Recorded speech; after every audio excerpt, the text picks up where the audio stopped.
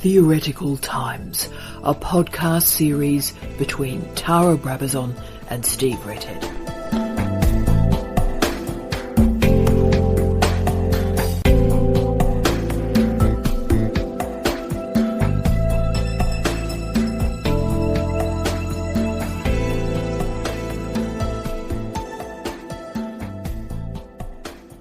Hello, I'm Tara Brabazon and welcome to this second edition of Theoretical Times. And this week we discuss Jean Baudrillard. Baudrillard was born in 1929. He was the archetypal Depression baby. And he died in 2007 before the global financial crisis.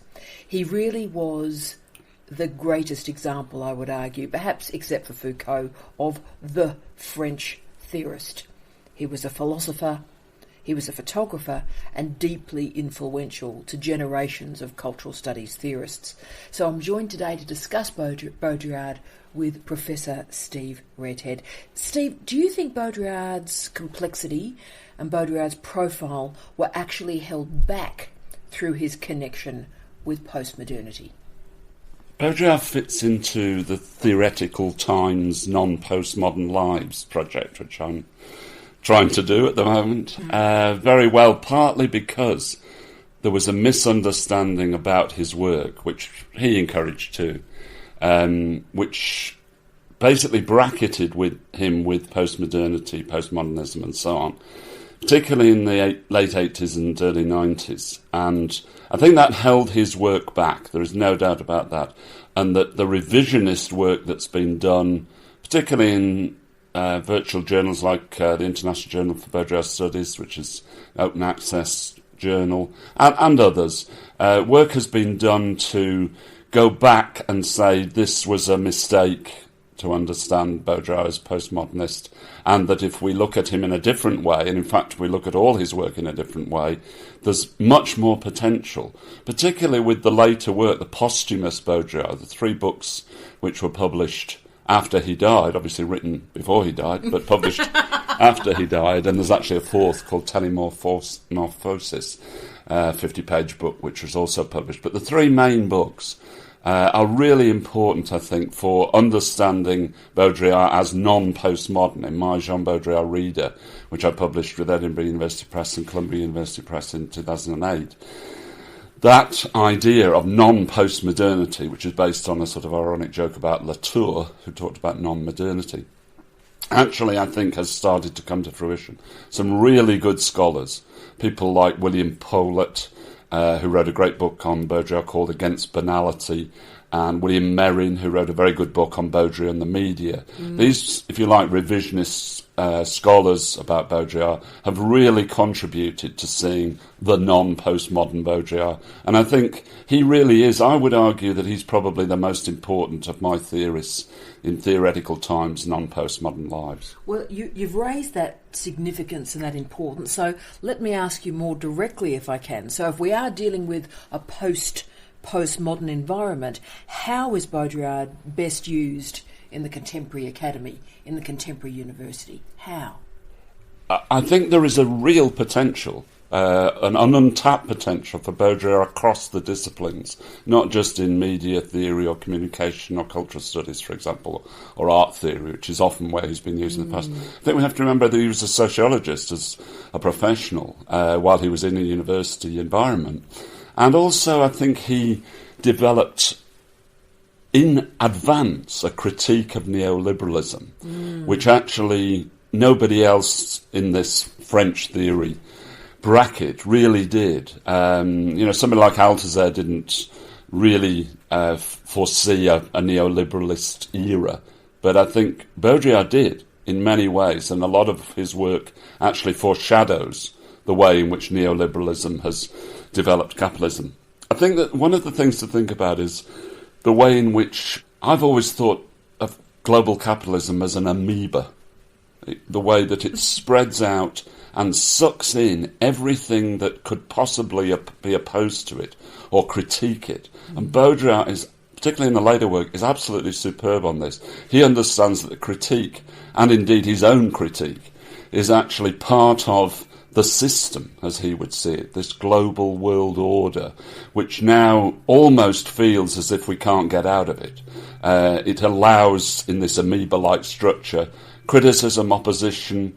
For example, in the global financial crisis, neoliberalism, which is, in my view, what caused the global financial crisis, actually is stronger than ever as an ideology, as a practice, as a philosophy, which is incredible at one level, but it's partly because opposition, critique, and so on have been so sucked into the system that it actually makes it very difficult for politics in the old sense of left and right and centre, for example, globally, to work. And Baudrillard understood that. He had a theory of that. I think if you're interested in applying Baudrillard in the modern economy, there are two things to remember.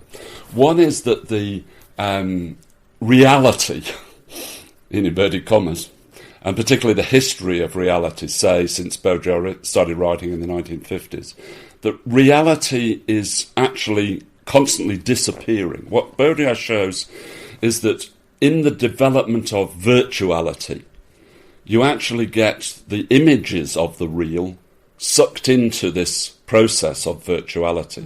I know that sounds incredibly cryptic, but I think that's a really important thing to remember.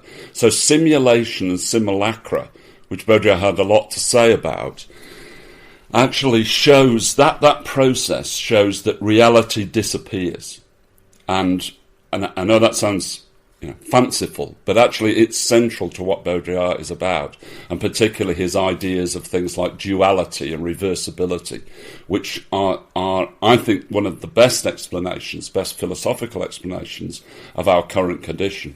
The second thing is that he sees a symbolic exchange in this development, symbolic exchange in the old anthropological idea of gift and counter-gift. And that kind of pre-modern idea is very central to what Baudrillard is talking about. So the old ideas within the Academy of modernity and post-modernity don't really fit. I think he's moved way beyond that. And he's also moved way beyond, as I was saying before, the critique of the global world order from a sort of standard left position.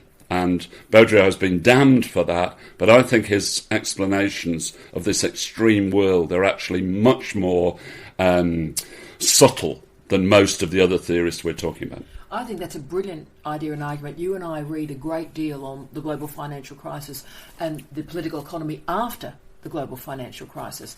And if I just ask listeners to think about, what does resistance to the current neoliberal economy actually look like? What does resistance mean? And if you think about it, we have to go so far outside of the bounds of civil society to enact that resistance that it shows to me that re-representation of Baudrillard is actually correct. Very important point, I think.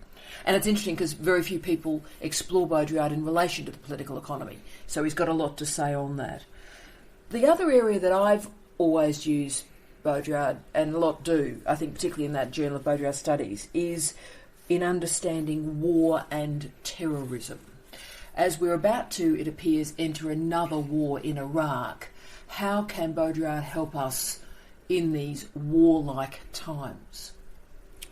I would say that Baudrillard's explanation of the Gulf War, the first Gulf War, is where you have to go back to. He was criticised at the time very severely for suggesting that the Gulf War did not happen, which is actually the English translation of one of the essays that was published in a 3-essay volume in the 1990s, and got him a lot of stick, a lot of criticism.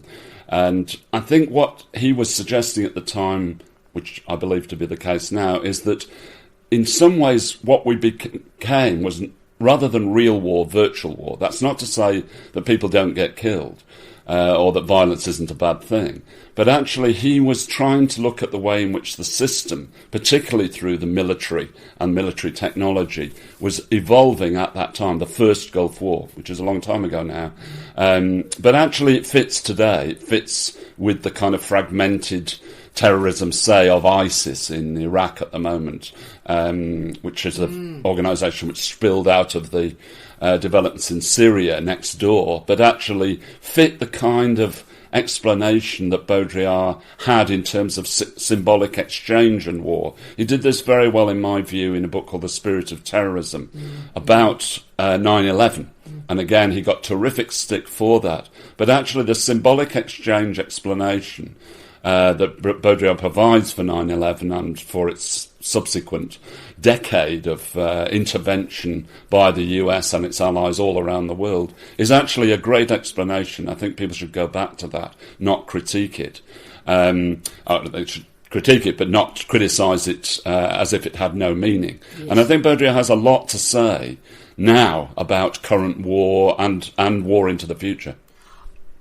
I agree, and it might seem a bizarre final question, but I do want to finish our discussion today with the area in which Baudrillard finished his life, really, with a deep focus and a deep imperative. He found something there.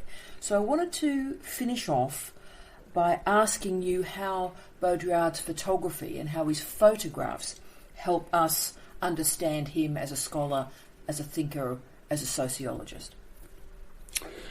Baudrillard's got a lot of criticism, as I've explained in this podcast over the years, but he's certainly got a lot of criticism for his photography. His great friend, Paul Virilio, who's still alive, laughed at him for being a late developer in photography.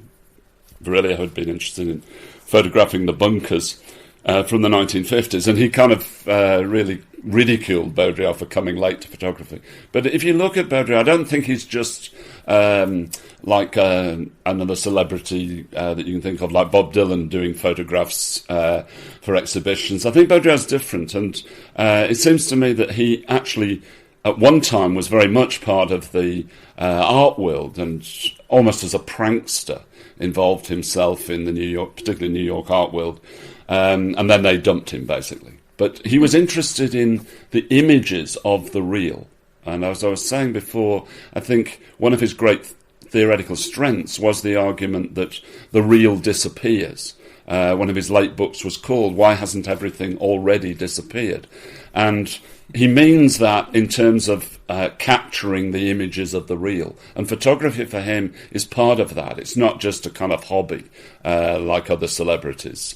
And I think part of what he's trying to do in his photography is actually replicated in some of the diaries, the Cool Memories series of diaries, aphoristic diaries that he published. They're tremendous books and really important to go back to. There's a huge amount of not just his photography, but also of writing about images of the real, which Baudrillard's done better than anybody else, in my view. And now the fact is, since his death in 2007, he is actually, in some circles, being taken more seriously as a really important global theorist, if not the most important global theorist of the last 50 years. I certainly believe that he is. So one of the remarkable things, Steve, about photography is that the dead can live in our present through photography. So one of the amazing things about Baudrillard is after his death, the greater complexity and intricacy of his work is actually being reborn. Absolutely.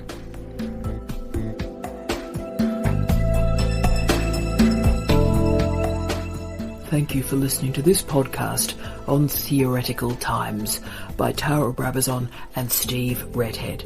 Please feel free to contact us at Charles Sturt University.